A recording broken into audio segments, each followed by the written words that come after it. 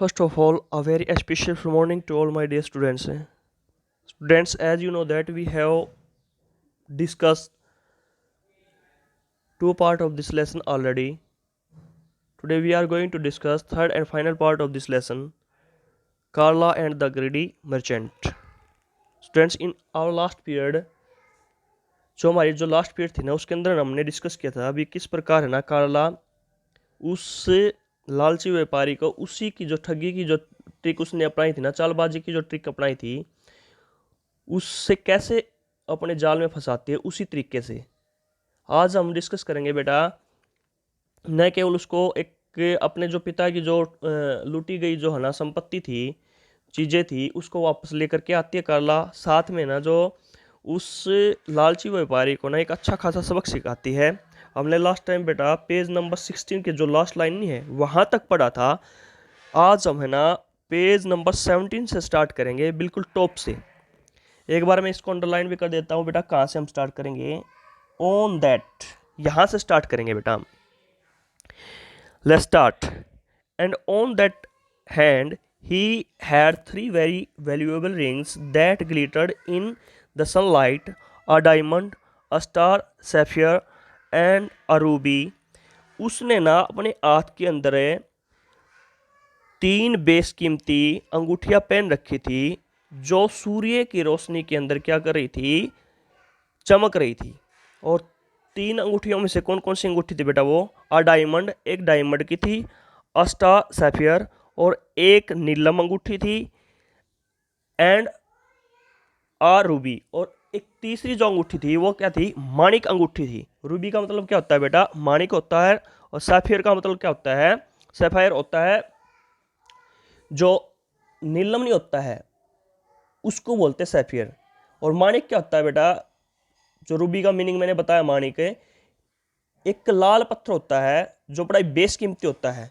अपने आप में जो डायमंड भी है, सफायर भी है और रूबी भी है, ये अपने आप में बहुत ज़्यादा बेस कीमती हैं। ठीक है ना बेटा? और यहाँ पर एक शब्द दे रखा है ग्लिटर्ड। ग्लिटर्ड का मतलब क्या होता है बेटा? चमकना। जैसा कि मैंने इस लाइनिंग के अंदर बताया है कि भी है ना उस व्यापारी ने अपने हाथ के अंदर है ना 3 बेस कीमती अंगूठियां पहन रखी थी जो सूर्य की रोशनी में क्या कर रही थी? चमक रही थी। उनमें से एक डायमंड की अंगूठी थी, दूसरा एक सफायर थी, तीसरी थी रूबी। अब जो ये तीनों अंगूठियां थी ना वो उसकी है ना जो पसंदीदा क्या थी? संपत्ति थी।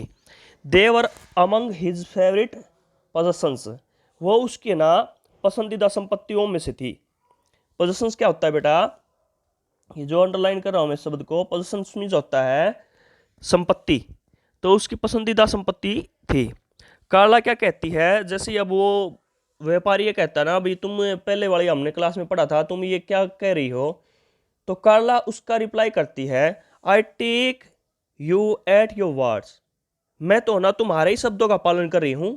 Everything in your hand includes your 3 rings, यानी कि तुम्हारे हाथ में जो कुछ भी है ना, यानी कि इंक्लूड योर रिंग्स, यानी कि तुम्हारी अंगूठियां भी।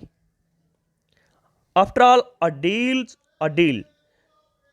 भी वो क्या कहती है? एक डील तो डील ही होती है। वो क्या कहती है कार्ला ना उसी के तरीके से बिल्कुल उसके साथ ना डील कर रही है।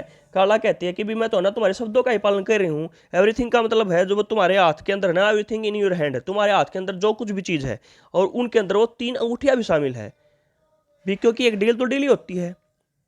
कार्ला कंटिन्यूड, नरेटर बताता है कार्ला ना जो कंटिन्यूड में होता है बेटा लगातार किसी बात को कहना, यानी कि जारी रखना। तो कार्ला ना अपनी बात को लगातार जारी रखती है। कार्ला फिर क्या कहती है? देयर इज अ जज जस्ट डाउन द स्ट्रीट। भाई ठीक है, अगर तुम इस बात से सहमत नहीं हो तो गली में नीचे ही ना एक जज है। If you are not content, content का मतलब होता है बेटा किस चीज़ से सहमत होना। ये जो मैं अंडरलाइन कर रहा हूँ इस शब्द को कंटेंट, कंटेंट का मीनिंग क्या होता है बेटा? सहमत होना। वो क्या कहती है? यदि आप है ना हमारी डील से सहमत नहीं हो तो क्या करते हैं हम? We will go before him, तो हम उस जज के पास चले जाते हैं। नरेटर वर्णन करता है, एंड सो दे डिड, और उन्होंने ऐसा ही किया।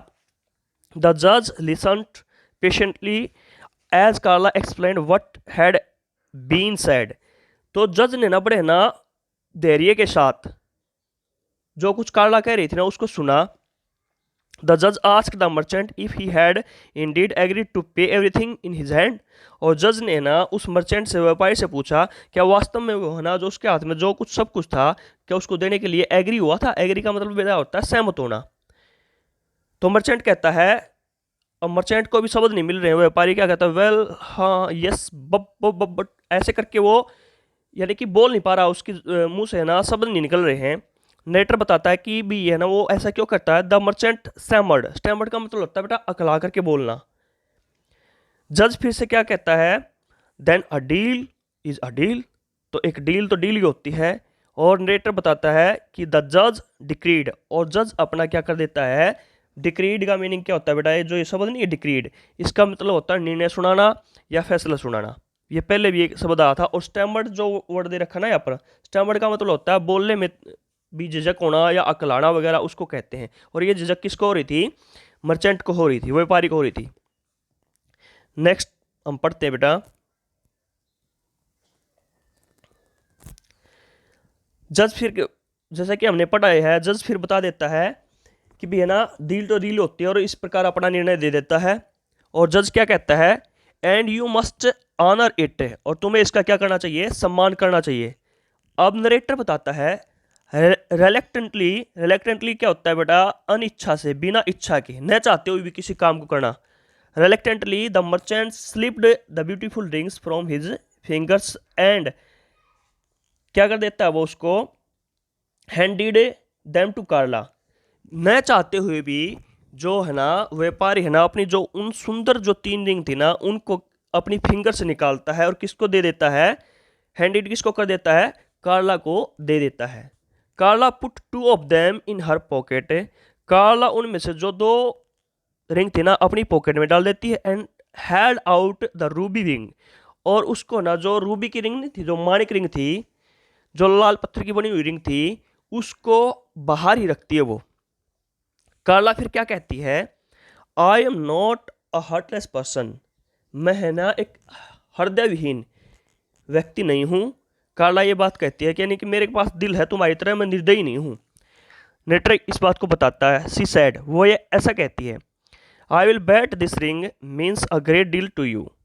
कार्ला कहती है कि है ना मैं तुम्हें इस रिंग को वापस लौटा दूंगी। बैट मीन्स वैसे तो होता है बेटा शर्त लगाना, लेकिन यहाँ पर सेंस लगेगा कि भी मैं ना इसको क्या कर दूंगी, तुम्हें वापस लौटा दूंगी। मीन्स उसका कहने का मतलब क्या है, एक ग्रेट डील टू यू, तुम्हारे लिए एक अच्छी डील है। वो क्या है, वाई यस इट डज सिग्नोरिना, हाँ सिग्नोरिना क्यों नहीं, मैं ये डील जरूर करना चाहूंगा, ऐसा वो व्यापारी कहता है। नेटर बताता है, sad the merchant specially, specially का मतलब क्या होता है बेटा, मैं इसको अंडरलाइन कर देता हूँ स्पेशली वर्ड को। ये जो स्पेशली वर्ड नहीं है, इसका मीनिंग क्या होता है बेटा, लज्जित होकर के, यानी कि शर्मिंदा महसूस करते हुए, अपने आप पे शर्म आते हुए वो ये बात कहता है व्यापारी। सैड द मर्चेंट स्पेशली, और मर्चेंट ना शर्मिंदा होकर के, लज्जित होकर के ये बात है कहता है। आगे हम पढ़ते हैं बेटा, कार्ला फिर क्या कहती है, well then I would be willing to trade it to you, मैं है ना ट्रेड का मतलब होता है व्यापार करना, तो मेरी है ना तुम्हारे साथ है ना व्यापार करने की इच्छा है। For my papa's horse and wagon which you have recently acquired, भी किस रूप में व्यापार करना चाहती हूँ, जो अभी फिलहाल में है ना कुछ समय पहले ही तुमने मेरे ना पिता के जो है ना घोड़ा और जो उसकी उनकी गाड़ी थी ना 4 पहियों वाली गाड़ी थी उसको लिया था, उसके बदले में ये रूबी थी जो माणिक थी जो रिंग, उसको मैं तुम्हें देना चाहती हूँ। उसको क्लियरली बता देती है, क्या बताती है, दोबारा से हम इसको स्टडी करेंगे बेटा। Well then I would be willing to trade it to you for my papa's horse, किसके बदले ट्रेड करना चाहती हूँ इस मनी का, भी जो मेरे पिताजी का घोड़ा और जो गाड़ी है ना, जिसको तुमने ना हैव रिसेंटली, मीन्स रिसेंटली का मतलब होता है बेटा अभी ही, यानी कि थोड़े समय पहले ही कह सकते हो, या तुरंत ही कोई काम किया गया हो। एक्वायर्ड मीन जुत्ता प्राप्त करना, रिसेंटली जो तुमने ना धोखे से मेरे पिताजी के जो है ना घोड़ा और गाड़ी को ना क्या कर लिया था, ले लिया था, इस मनी के बदले में क्या करना चाहती हूँ, लेना चाहती हूँ उनको वापस। नरेटर बताता है, said Carla with a broad smile, यानी कि है ना बड़ी है ना, ब्रॉड का मतलब होता है विस्तृत व्यापक, यानी कि बड़ी खुल करके मुस्कुराते हुए ये बात कार्ला कहती है। The merchant realising he had been tricked by his own brand of trickery agreed. और जो मर्चेंट को ना अब एहसास हुआ कि बे ना जो उसकी जो है ना ही हैड बीन ट्रिक्ड, उसको क्या कर लिया गया है, ट्रिक्ड मींस ठग लिया गया है। किसके द्वारा, जो उसकी खुद के जो है ना जालसाजी का, यानी कि ठगी करने का जो ट्रिकरी क्या होता है, ठगी करने का जो उसका खुद का तरीका था, उसी तरीके से उसे ठग लिया गया है। देखो कितनी अच्छी बात कही गई है कि भी है ना व्यापारी को यह बात है ना अपने किए गए के ऊपर पछतावा हो रहा है। किस बात को, इस बात को एहसास करते हुए भी मर्चेंट ना रियलाइज करता है कि भी उसको ठग लिया गया है। किसके द्वारा, bye his own brand of trickery agreed. इस बात से वो पूरी तरीके से सहमत होता है कि जो उसका है ना ठगी का तरीका था ना व्यापारी का, उसी ठगी के तरीके से उस व्यापारी को क्या कर लिया गया है, ठग लिया गया है। And so Carla return home to her proud grateful father with their horse and wagon, 3 copper pieces and the 2 precious ring as a bonus. जो कार्ला है ना बेटा, वो अपने घर पर लौट जाती है किसके साथ में, अपने खुद के स्वाभिमान के साथ में, अपने पिताजी के स्वाभिमान के साथ में, जो स्वाभिमान उसके पिता ने ना गवा नहीं दिया था वहां पर है उस व्यापारी के हाथों, और साथ में अपने घोड़े के साथ में, घोड़े के साथ में उसकी जो वैगन थी गाड़ी के साथ में, और जो 3 जो है ना क्या थे, कॉपर पीसीज, तांबे के 3 पीसीज के साथ में, और 2 बड़ी ही बेशकीमती अंगूठियों के साथ में, अतिरिक्त लाभ के साथ। बोनस क्या होता है बेटा, अतिरिक्त लाभ। अतिरिक्त लाभ के साथ वो अपने घर के ऊपर लौट जाती है।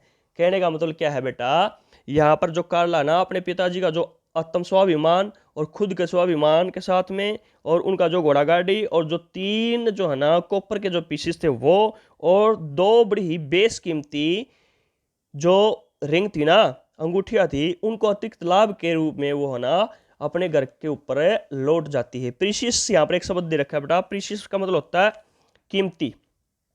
Even today the people of the Palermo tell of how the clever Carla outsmarted the greedy merchant. आज भी है ना जो प्लेयरमो के लोग है ना बताते हैं किस प्रकार है ना कार्ला ने है ना अपनी चालाकी से उस लालची व्यापारी को सबक सिखाया। यानी कि अपनी आउट स्मार्टेड क्या होता है बेटा, चालाकी से किसी चीज को हरा देना, यानी कि अपनी चालाकी से किस प्रकार से ना उस ग्रीडी व्यापारी को ना मात दी उसने, यानी कि हरा दिया। बेटा ये लेसन यहीं पर कंप्लीट होता है। और आपने क्या करना है, जितने भी इसके कॉम्प्रिहेंशन चेक क्वेश्चन हैं, जो भी वर्ड मीनिंग मैंने इस लेसन के अंदर बताए हैं वो, और जितने भी यहाँ पर फिल इन द ब्लैंक हैं, और ट्रू एंड फॉल्स वगैरह हैं, और पोर्शन इसका डी है, answer the following questions carefully, इसको आपने अपनी फेयर नोटबुक के अंदर उतारना है। आई थिंक ये आपको लेसन अच्छी तरीके से समझ में आ गया। अगर फिर भी कोई डिफिकल्टी रहती है तो आप डिस्कस कर सकते हो। Thank you and have a nice day.